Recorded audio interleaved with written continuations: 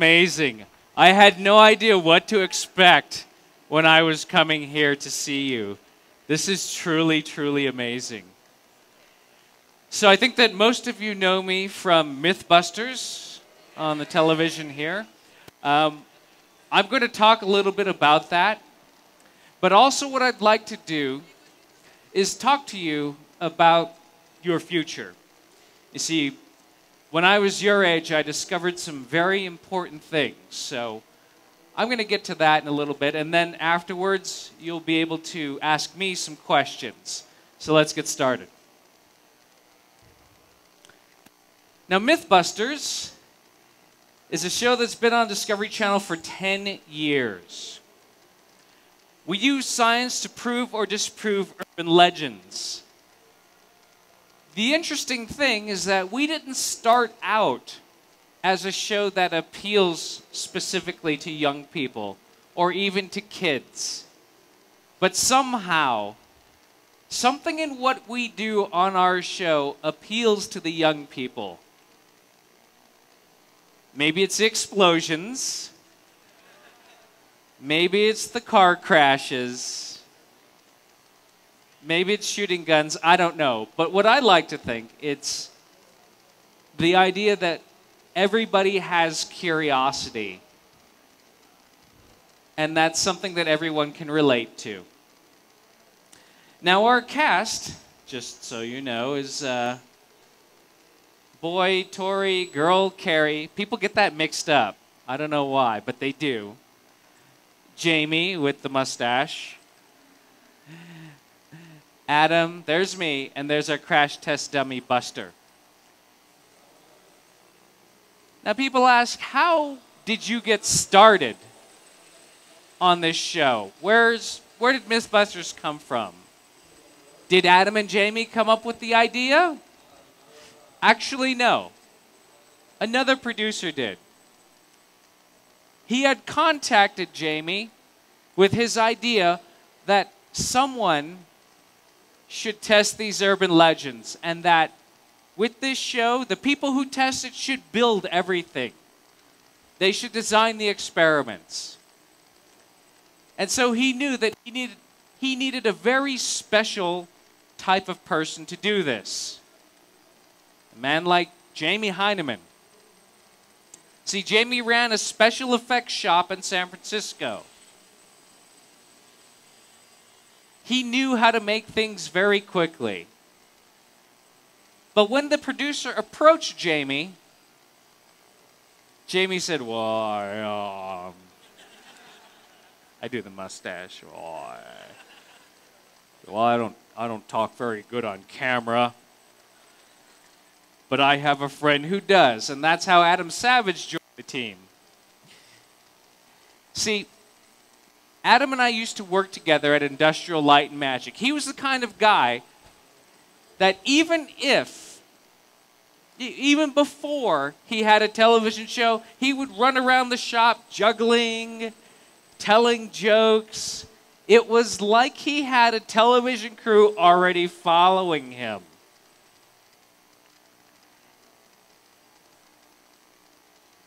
Now, a little bit after Adam and Jamie started the show, they realized that they needed help. They needed somebody to help them set up experiments, and then they could come and do the experiments because they just weren't making shows fast enough. And so they decided, let's hire some people to help us build things. They won't be on camera. They'll just be in the background. So I got a call. When that first call came, I wasn't ready to leave working in special effects. I was still working on the Star Wars movies, and I didn't want to leave. But Tori decided to leave, and he joined Carrie and Scotty. Now, how did they know to call me? Well, like I said, I worked in special effects with Adam, and Jamie used to hire me at night and on weekends to come and work for him and help him at his shop doing animatronics. I'll tell you about animatronics in just a second. So when the time came, they said, let's call Grant because he has these skills. But I wasn't ready to go. Well, a year later, Scotty left, leaving a hole in the cast. And that's when I got another call. And then I decided to say yes this time. 2 rounds of interviews, and it was pretty easy. I already knew everybody who was on the cast, so it worked out. Now, what types of things do we do on our show? Just so you know. Drafting a big rig. If you drive very close to a very large truck, will it save you fuel? And ostensibly save you money as well? The answer is yes, it does. Unfortunately, there's 2 problems. 1, it's very, very dangerous. If the truck stops, you're not going to be able to stop in time and you smack into the back end of the truck. The second thing is that it's also illegal, so don't do it. The huacha. Sometimes we do mythical weapons and mythical historical weapons. Things that people aren't quite sure if they existed, they aren't sure if they worked. The huacha is one of them. It's an ancient weapon, just kind of like a wagon, that has 300 arrows on it. And these aren't just regular arrows. These are rocket-propelled arrows. So we built it and we tried it out. It works. It does, in fact, fire 300 arrows at once. The only problem is that it's not very accurate. But the good news is that it doesn't have to be accurate. Because if you see 300 arrows flying through the sky at your army with rockets on them, you're going to pretty much turn around anyway.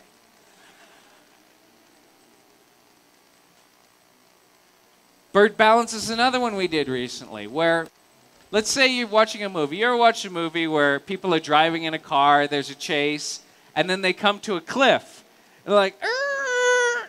And they stop right at the edge of the cliff, and the car's about to go over, but it's kind of balanced. And then a bird comes and lands right on the hood. And they're like, no, no, no, no, no, no. And then it goes right over. Turns out it is not possible to do that with a regular car. And in fact, if you've got even a limousine, we tried it several ways. If you've got a limousine, it's very difficult, just with the weight of one bird. So I built a turkey chandelier, a thing that held 49 turkeys, and I dropped them on the roof, on the hood of the car, one by one. It took several hundred pounds of turkeys to make the limousine go over the edge. It did eventually go over, but the weight of one bird, not going to happen. Can you cut down a tree using a machine gun? Yes, you can. But it has to be a very big machine gun. A 6-barrel Gatling gun, as a matter of fact. Let's see, I got a couple others here. Oh, yeah. 1, 2, 3. How do you catch a greased pig? It's very difficult to catch a greased pig. I don't know if any of you have tried to catch a greased pig. It's tough. So we came up with our own way, our own solution. My solution was to make a set of claws that were pneumatic, so they could grab really quickly. I was going to grab the pig around the knee joint. It would have worked out great, except I didn't make the arms long enough. So I still had to go chase the pig around, and I got very tired doing it, but eventually I caught him. Can you change in a phone booth like a superhero? This is just an excuse to make us look stupid. It really is. That's okay, because that's what we're paid to do sometimes. But yeah, it takes a little while to change in a phone booth, so you probably don't want to do it that often. And then, of course, the JATO rocket car, which we tried once, and it didn't work. Second time we tried it, the car exploded on the ramp. And the third time we tried it, it just didn't work. I'm sorry, we gave it our best shot. We put rockets on the car and tried to make it fly, and I'm sorry it doesn't work. Okay, now to the meat of the presentation. The beginning. So, I started out, unlike Tori, Carrie, Adam, and Jamie, I actually have a science background. Adam has a degree in Russian, Jamie has a degree in Russian, Adam has a high school diploma, and Tori and Carrie have degrees in cinema, in movies. I have a degree in electrical engineering. So I come from a tech background, like a lot of you.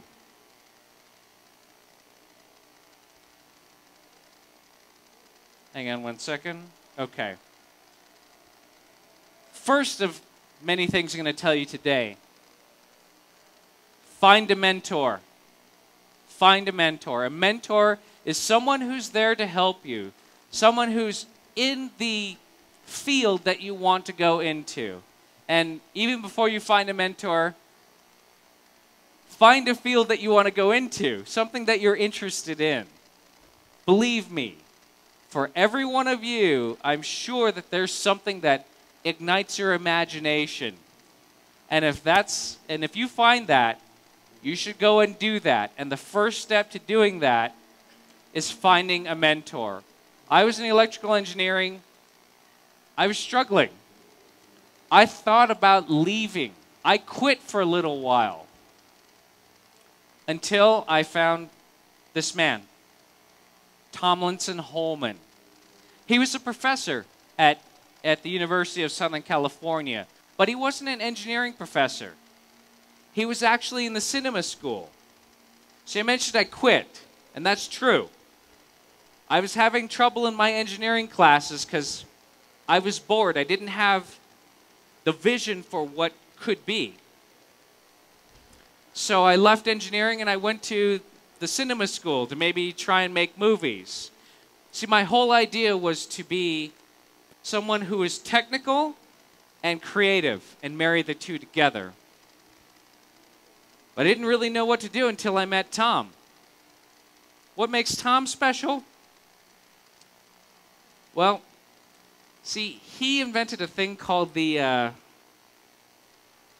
my clicker not working? There we go. Might need a new battery if that's... There we go. What makes Tom special? He invented the THX sound system for Lucasfilm. If you're ever in the movies, you know it's much better than that, but that's the idea. The TH of THX stands for Tomlinson Holman, and the X is Tomlinson Holman's experiment. And Tom pretty much took me under his wing. I was a second-year engineering student. I had technical ability, but no focus, no direction. Tom was doing something that I found interesting. He was an audio engineer. Like I said, he was a professor in the School of Cinema, but he also worked at Lucasfilm for the THX division. He split his time between North and South so that 3 days a week he could teach at USC and the other 4 days he'd be up north. What did Tom do for me as my mentor? He introduced me to ideas, to subjects that I would study later on. He gave me the vision for what I could see past my classes, past my physics, beyond all of my engineering classes to what the future could be. And as it turns out, give me the next slide if you can advance it. So I think this thing might be dead. Oh, there we go. I'll just come over here to do it. As it turns out, that future was working in audio. See, Tom would take me to meetings. He gave me things to read, which is what a mentor does. A mentor guides you along your path. After graduation, I went to work with Tom at THX. And oh yeah, on the way, I did an internship, another really important concept. Internship, working for a company, gives them the chance to meet you and work with you, gives you a chance to meet them and work with them, and then it's over in 3 months or so, something like that. The important thing is that it's a temporary arrangement, so there's no pressure for either them or you. I mean, you don't have to really like each other forever. It's kind of like going on a date with a company. You could see if you click, and then later on you can make more plans. And if you don't, it's okay. It was just, coffee. So I did an internship for THX, and after graduation, I went back to work with Tom, and that started my path. This way? Okay, let's go to this side.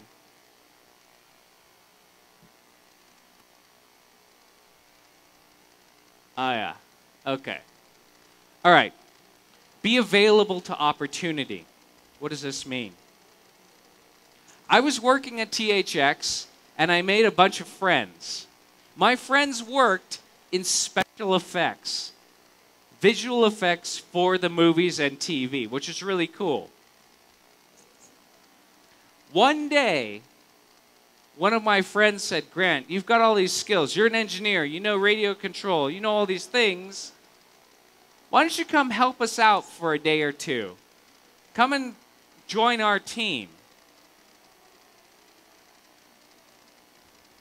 And I thought about it for a bit, and I wasn't sure what to do. But as it turns out, it was a really good decision. And that's how I joined Industrial Light and Magic. Now, I put this in here for a reason. I was working at THX. I had a full-time job, and my friends said, come and work with us. So I had this tremendous opportunity. The problem, the thing that held me back, was that I was afraid. I was deathly afraid. I didn't know if I would make it. I didn't know if they would like me. I didn't know if I could do it.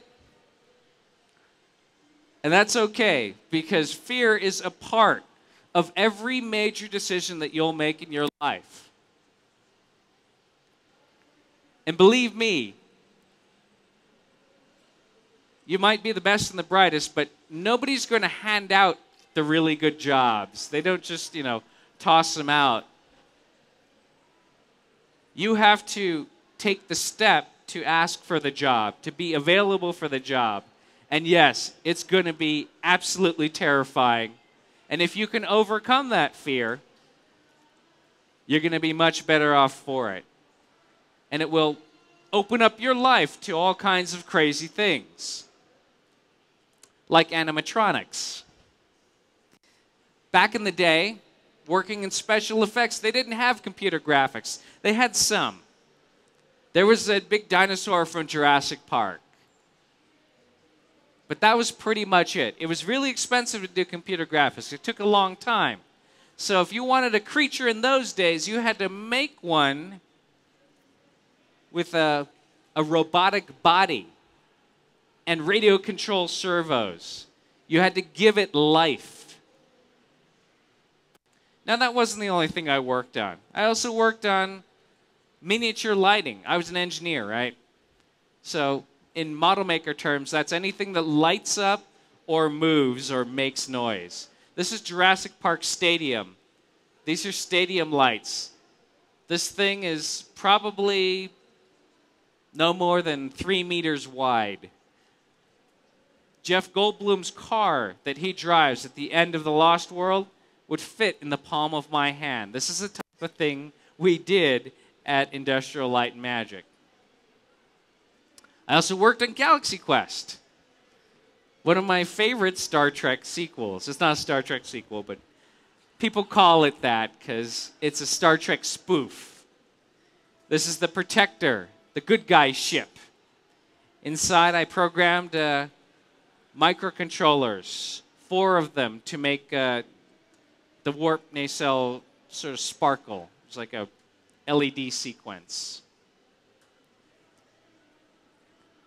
And I also worked on Star Wars, Episode 1. This is the Federation battleship. This is a young Grant and a young Tori Balachi.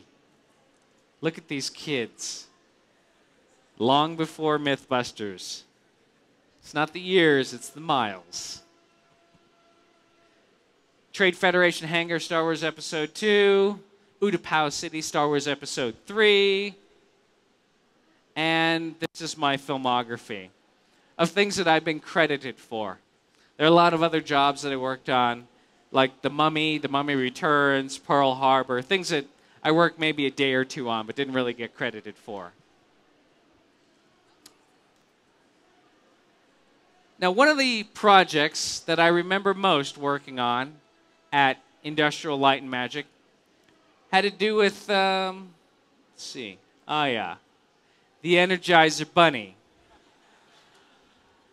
Which I know you have the Energizer Bunny here in Mexico, because the last time I was in Mexico, we shot a commercial with the Energizer Bunny in Mexico City.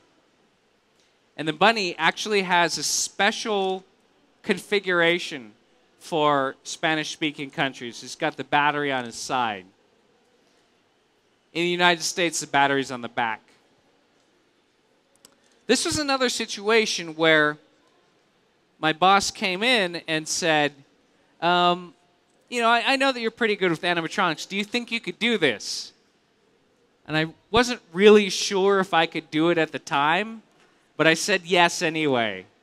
And I made sure to learn what I needed to learn in order to finish the job. Here's how it went down. Eveready Battery Company spent millions of dollars on their mascot, this pink bunny that beats a drum, twirls the sticks. They had a dispute with the guy who built the original bunnies. It's no big deal. I mean, people have disputes all the time. Except with this particular one, he owned the bunnies. And so when they had their dispute, he left and took the bunnies with him.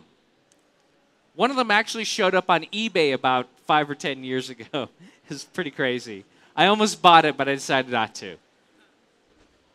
And so this company that had spent so long making this mascot into an icon suddenly had no mascot, no icon. They had nothing. And so they came to Industrial Light and Magic and said, we need an Energizer Bunny, and we need it fast. 2 things, though. There are 2 things that it must do. Number 1, it has to be able to beat the drum consistently. How were they doing it before? There was a guy with 2 joysticks going like this, listening to a metronome. And so he would listen. And they're like, we can't do this anymore. We have to have a consistent beat. Because when they finish the commercial and they add the sound later on, it doesn't match up. It's horrible. And so they're like, has to be. I was like, no problem. I can do that. I can absolutely make it beat. I'll program a microcontroller, and the beat will be perfect every time. Second thing, and more important thing, it has to run on Energizer batteries. Up until that time, whenever you made an animatronic robot, you would use sealed lead-acid batteries. Nobody ever used consumer-grade batteries of any kind. Consumer-grade batteries are made to not put out a whole lot of power at once. It's a safety thing.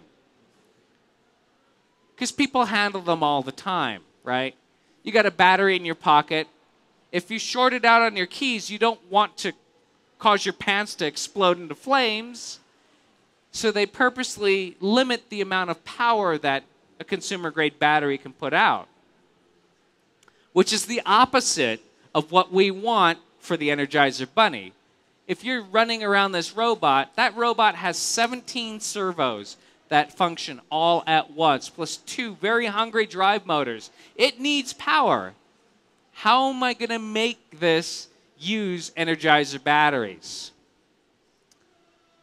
The solution? Well, you kind of have to get creative. They didn't say how many batteries I had to use, so I packed 44 AA batteries into a pack that looked like an AK-47, like a banana, a curved clip. That clip went inside of the drum right here. Some fun facts about the Energizer Bunny. Imitation Wayfarer sunglasses. Most of the bunnies don't actually have any eyes behind the sunglasses. Size 5 women's flip-flops. And you can't quite see it here, but that's a name. These bunnies have names. In this generation of bunnies, every bunny had a name. And they were A, B, C, D. Albert, like Chuck and Dave. This generation was E, F, and G. Earl, Floyd, and Garth. Garth was named after Garth Brooks because the Energizer Bunny stage mom really liked country music. It takes 3 people to operate the Energizer Bunny. My first job on the crew was to operate the arms. And it was the easiest job. I just flip a switch, the arms start beating. I did all the circuits for it, so I knew exactly how they worked. Second switch made the beating stop, and then the twirl happened. You pop that switch down, the twirl stops, and he goes back to beating. Pretty easy. Second job, head operator. Head operator kind of moves the head, and then he nods at camera, and that's it. And finally, the hardest job of all is the driver. See, because the Energizer Bunny, I'll show you guys. Okay, ready? Energizer commercial. Energizer, it goes on and on and on, right? So I'm the bunny, I'm walking. I just like this, and then Energizer lasts longer than everybody else. Okay, whatever. The reason that the driver has such a hard job is because you have to drive in a perfectly straight line, make a 360-degree turn, and drive in a perfectly straight line. Why is that so hard? A lot of times you'll be close to an edge, like the bunny is driving on a table. If you fall off that table, you're dead. And I forgot to mention, that thing that you're driving, the little pink bunny that beats the drum and sells batteries, I can't tell you how much each of them costs, but if you know what a Ferrari Testarossa is, it's about that. So a lot of time and effort and money goes into building these bunnies. And oh yeah, and there's we also travel with a fluffer, who is the lady that actually makes sure the tail is fluffy and the glasses are clean. And we worked on the bunny for a good 10 years. They took it away 1 year because they wanted to do computer graphics, a computer graphic bunny. That only lasted a year because people hated it so much. They're like, we want our bunny. So they bring the bunny back. Another project I worked on at ILM was R2-D2. Star Wars Episodes 1, 2, and 3. Now you know Star Wars. R2's the little trash can one. C-3PO's the big golden fussy one. Originally, when Star Wars first started in the 70s, it was much easier to put a guy inside of the trash can because it was, well, the radio control wasn't very good. And so the guy had little boots inside of the feet, and then he would turn the head and move the eye, and that's what he did. And that guy was Kenny Baker. But over the years, the technology advanced. Radio control got a lot better. And so we started using robots. Now, how do you tell between a robot and a Kenny Baker? Count the legs. All the robots have 3 legs. So, how did I become involved in working on R2-D2? Well, we were doing a lot of work on Star Wars Episodes 1, 2, and 3, and they needed somebody to come in and revamp the electronics. A lot of them hadn't been updated since 1983. And these days, you can do all kinds of cool things with the electronics. And so, yeah, basically my boss came in and said, okay, you know what, you're gonna make a new R2-D2 for Episode 1. They need some help. We're gonna send one over there. And so you're gonna basically work on your childhood hero. See, I'm a lot older than I look. I was born in 1970. I went to see the movies when I was 7 years old. I was a huge Star Wars fan. I had all the action figures, I had the bed sheets, I had the lunchbox, and so to have the opportunity to work on this iconic figure was really a chance of a lifetime. There's nothing funny going on there. And if you look at this picture, by the way, this is a land speeder, the land speeder. And it's super cool.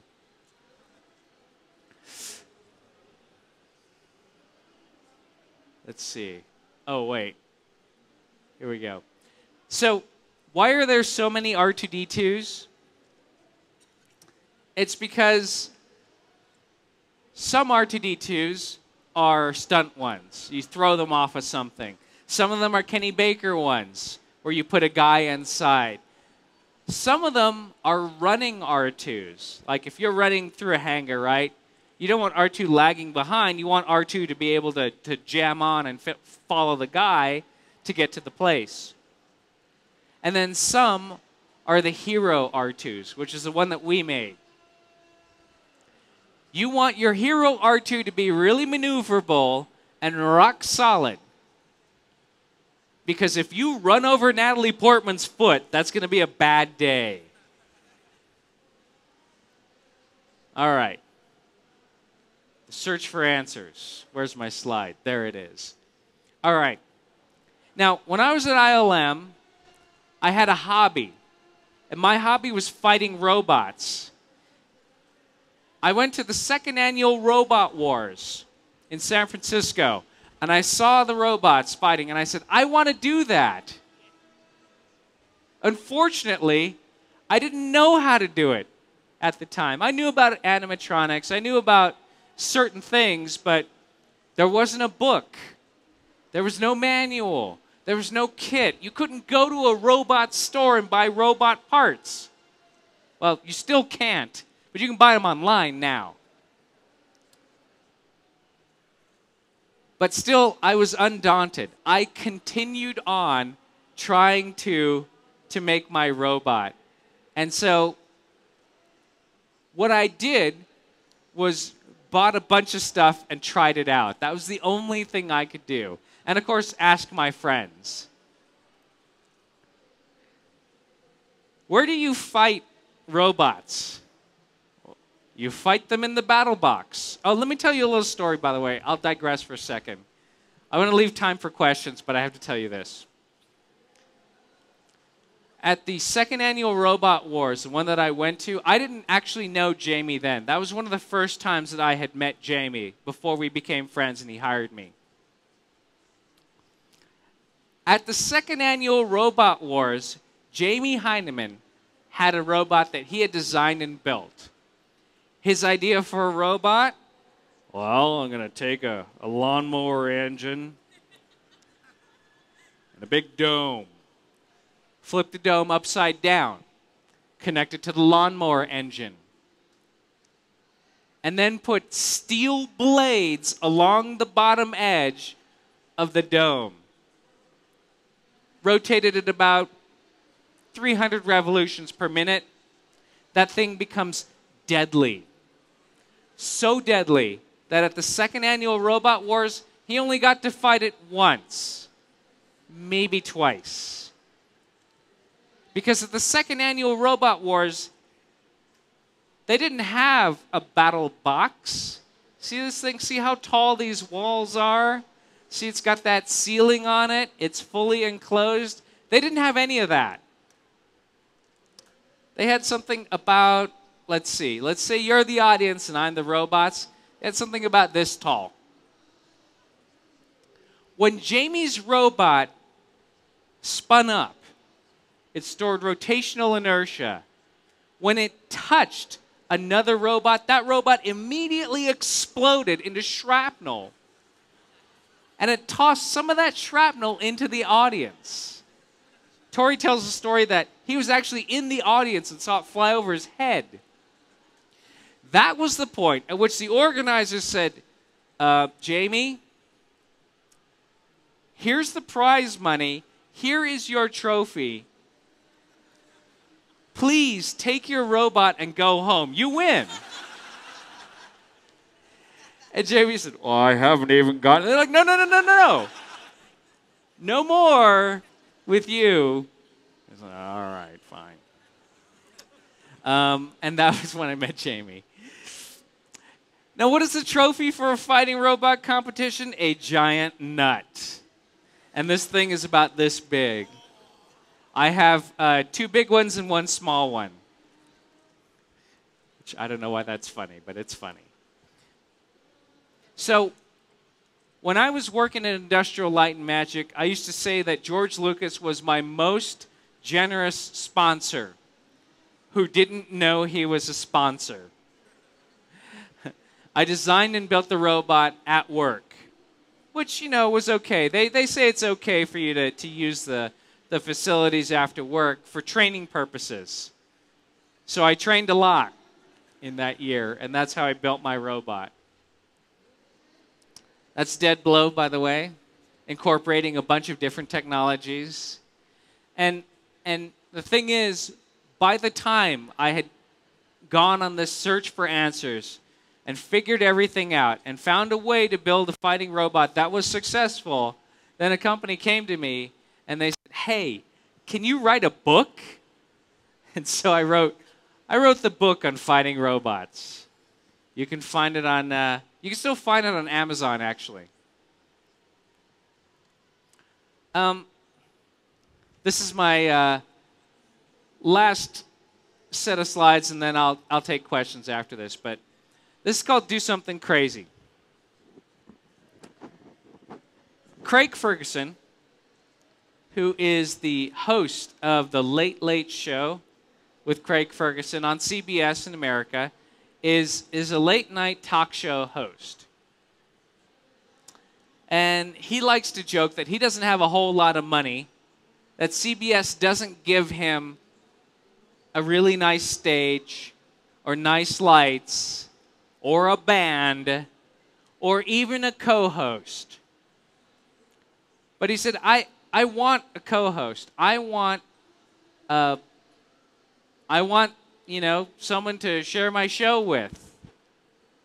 So he said, I'd like a robot co-host. And he said, not only that, I'd like him to be a robot skeleton co-host. And so he thought, well, who could I get to build this co-host? Somebody with skill at robotics. And so they called me.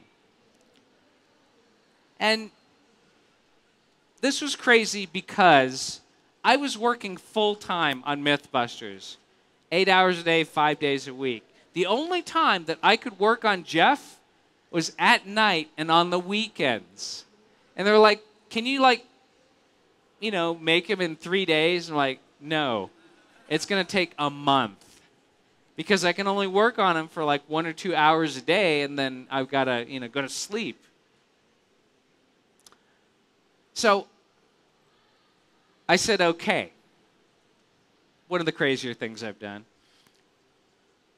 And they said, good, because Craig is so excited. He wants to get on the phone with you and talk to you about his idea for the robot. So I'm like, okay, great. So we get on the phone. I'm like, okay, Craig, so you want a robot skeleton? He's like, yes. I was like, so you want like Terminator, right? Like he'd be all shiny and chrome and buff and like do all these crazy things. He's like, no. See, the joke is that CBS doesn't give me a whole lot of money. So I want you to take the cheapest skeleton you can find and animate that. Like, okay, well, do you want him to like walk around and do all this stuff? He's like, no. I want one arm, one head, and a flapping jaw. That's it. So I did. I took the skeleton that was on, literally, I found a skeleton that we had laying around the shop on the shelf. And people who have tried to build their own Jeff Peterson, there are various online forums where they talk about how to build them and things like that.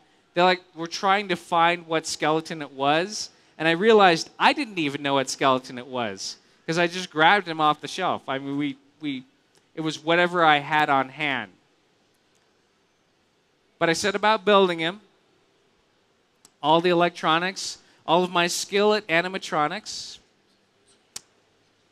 There we go. There's another one. And he had automation. So the gag was, you push a button, and then Jeff will answer you. And initially, I had 7 phrases. It's like, well, where did you get that? Or, weird stuff. I don't know what I forget what the phrases were.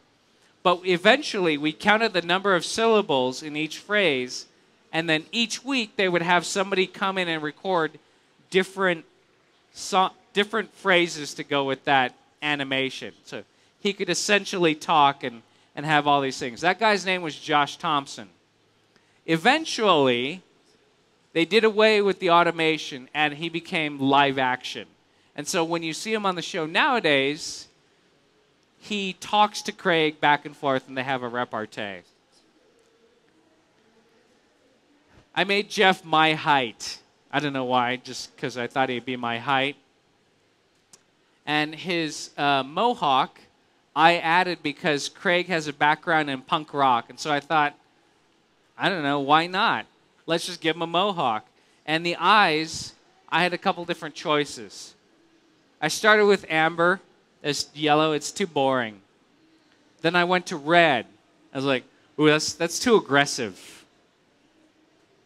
And finally, I settled on blue. Blue was just right. And the thing about Jeff, it's like having a really famous child. He gets to meet all the celebrities. He gets to go to the red carpet. He gets to hang out with Craig. And, I don't, but that's okay because really, Jeff is kind of like my legacy. But he's cool. All right, so now to wrap it up, let's see. This is what I have to tell you. The world is full of amazing things. Look around you. I mean, this campus party is an example of that. That's the whole idea here, is to expose yourself to all of these amazing and different things. But you will never find out unless you take a chance. You will never live an extraordinary life unless you take the first step. And so that's my advice to you.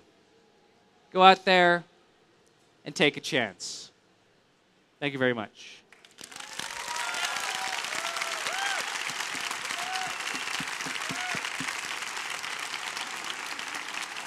Thank you. Thanks a lot. Thanks a lot, man. Okay, now questions and answers. I don't know how much time we have. Yeah, we still have some time. Okay. Tenemos aquí los micrófonos. Aquellos que quieren hacer preguntas, levanten la mano. Los voluntarios nos van a ayudar a llegar al micrófono para que se escuche muy bien. Aquí tenemos unas preguntas saliendo de este lado también. Por favor, si háganos llegar al micrófono, sin aventarlos.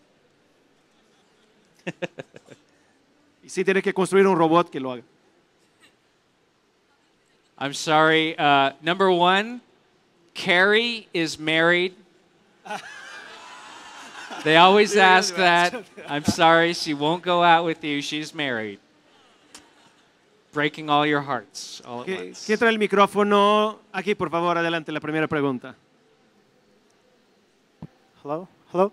Okay. Yeah, I just want to ask, well, I congratulate you for your, for your life and Thank all you. that stuff. And I just want to ask, what was your most challenging creation, the most tough one, and why it was? My most challenging creation. Working on a show like Mythbusters, you often are faced with an incredible challenge. And that challenge is to design and build something that has never been built before. I'm pretty sure maybe once in human history, somebody built a robot to pull someone's socks off of their feet. But I couldn't really find any evidence of it. And so often, we are called upon to design and build things that don't exist, that nobody's ever made, that we aren't even quite sure how to make. And yet, that's what we do every week. Now, among these things, for various reasons, I think the most challenging, this one was for size. Now, there are a lot of different categories, complexity, frustration, things like that, but one of the most challenging things that I built was because it was very large. And this was for the Star Wars special, where we were trying to simulate crushing the head of an AT-ST by using two giant logs to crush an armored car. We'd never built anything that large before.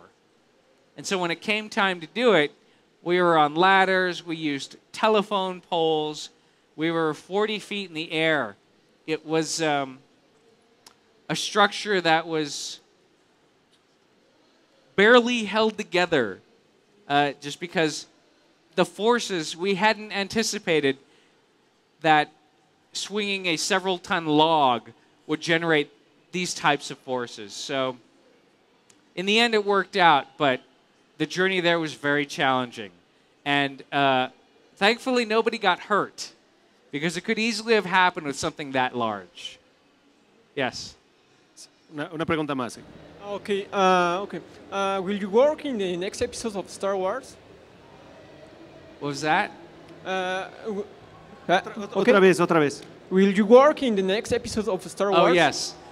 So as many of you know, I worked on Star Wars episodes 1, 2, and 3, as well as the special editions of 4, 5, and 6. Will I be working on Star Wars episode 7? Not yet. But, you know, if anybody knows JJ. Ok, pregunta, ¿quién trae el micrófono? Ya, pásalo, por favor. Hi, I also want to congratulate you, and my question is, which is your favorite episode of Mythbusters and why? I get asked very often, what is my favorite myth? And to be honest, we've done 250 episodes. I mean, the box set alone is, it's 250 episodes. And you got to figure there's 500 or 600 myths. It's a lot to choose from. So this answer changes all the time, but I found a way to answer it. And this is, this one is my favorite myth because it's the most surprising. See, a lot of times we'll be doing an experiment and we're like, no way that's going to work. This one is from an episode called red flag to a bull. And this was a side myth. Like we had the main myth and then we had this one on the side. And there's a saying called, he's like a bull in a china shop. Meaning that this person is really clumsy and they'll knock things over. So we set up a china shop. We set up shelves packed full of dishes, so many dishes all over the place. Very tight, like a, maybe 3 meters by 3 meters. Many, many shelves, very,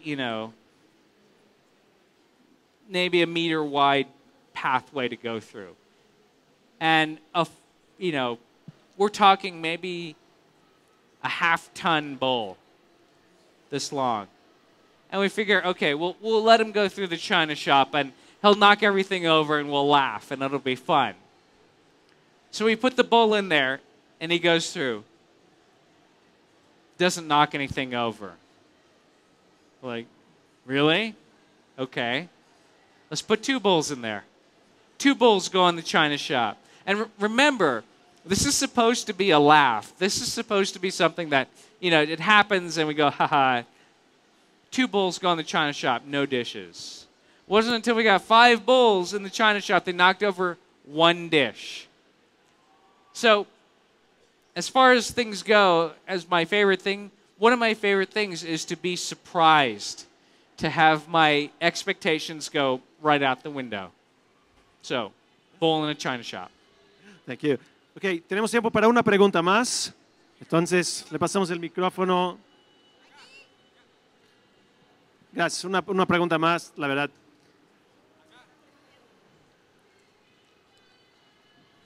Gracias. Sure. Do you have any offers? Do you have any offers for doing your own show? Do I have any offers for doing my own show? Huh, interesting. I hosted a show called Killer Robots, which was for Science Channel. And it was like they were, the robot competitions like BattleBots. Those shows went off the air a long time ago. People have been trying to bring them back. In the meantime, people have still been fighting robots, but it's underground. It's quiet. It's like Fight Club. Nobody talks about it, but they still do it. And so they decided to have a show where they go to one of these competitions and have that. So I hosted that show. Carrie, Tori, and I work on another show called Punkin' Chunkin', which we do once a year. And these people build $1 million cannons and other contraptions to fire pumpkins across a field. Another weird thing. But as of yet, I don't have my own show. I don't have any offers for my own show, but I'm working on a bunch of web series, super fun things with my friends. So those should be coming out later on this year. Ok, le queremos agradecer a Grant, por favor, un gran aplauso. Thank you, Campus Party. Thank you. It's an honor to have you here. And another request. Yes. We have a competition, it's called Iron Geek, and we're picking the best campusero. So they're going through tasks and watching conferences and going to different challenges to be the #1 campusero. And we're asking the keynotes to sign. It's part of the big prize. Oh, so yeah, if you don't sure. mind signing it. Absolutely. So we can use the... Oh, wow, that's cool. Yeah, Big Man already signed and Mr. Mad Dog Hall. Okay, eso es para el Iron Geek. All right. So here, yeah. En la aplicación de Campus Party hay Iron Geek. Todos pueden participar de Iron Geek y si ganan, y para participar tienen que estar escaneando códigos que están en las conferencias, en las magistrales no, pero en retos, en la competencia de gaming, para sumar puntos. Y el ganador tiene todo pagado para ir a Campus Party Brasil el año entrante y va a llevar la bata firmada por los magistrales de Campus Party México. Entonces, bajen la aplicación, regístrense, por supuesto es gratis, y empiecen a sumar puntos en todas las actividades que están haciendo. Y aquí está, if you don't mind to come over here so they can take a picture. And it says, Don't try this at home. Entonces, una vez más, un gran aplauso. Thanks very much, Campus Party. Thank you. There you go. Thanks. Quickly, do you want to make an interview for the official